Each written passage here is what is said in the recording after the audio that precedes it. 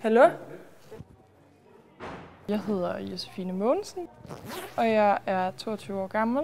Og jeg er her i dag, fordi jeg både er medorganisator af Åben Scene her, og så er jeg vært. Og så har jeg også noget, jeg skal performe i dag. Altså, jeg har performet lidt med digt før i tiden, og noget poesi. Og den her gang, så tror jeg, at jeg skal læse noget fra en roman op, som jeg er i gang med at skrive. Det er ligesom om, at værtsrollen kommer meget naturligt, og det føler jeg, at der gør jeg bare op, og det er som om, jeg ikke sådan tænker super meget over det. Velkommen! Men lige så snart jeg tager mine egne tekster frem, så er det som om, det bliver lidt mere ømt og lidt mere personligt. Modsat nok de fleste egentlig, der kommer her, skriver de for at blive hørt, hvor jeg skriver for at blive læst. Jeg gemmer mig lidt i min iPad, når jeg bliver nervøs, og så kan jeg godt komme til at tage den lidt op foran hovedet. Og jeg kan godt føle mig sådan performancemæssigt, jeg er ikke lige så dygtig som de andre.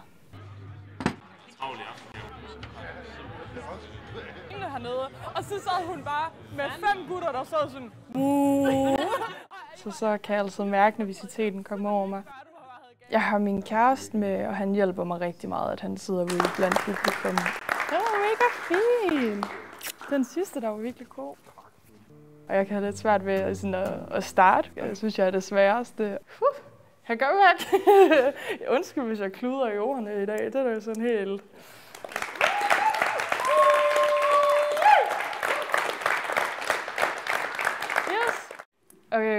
Og jeg har taget et kapitel på det, jeg er i gang med at skrive med. Muligvis 2, men det går an på, hvor angstprovokerende det er at stå heroppe. Så jeg starter med det første, og så må vi se, om der kommer et andet. Jeg tog min drink og dansede væk. Små lys og firkanter flimrede hen over mit tøj.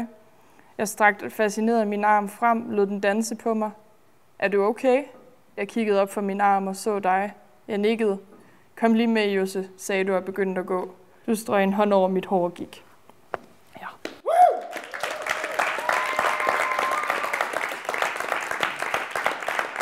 Altså, jeg havde det rart, efter jeg havde performet.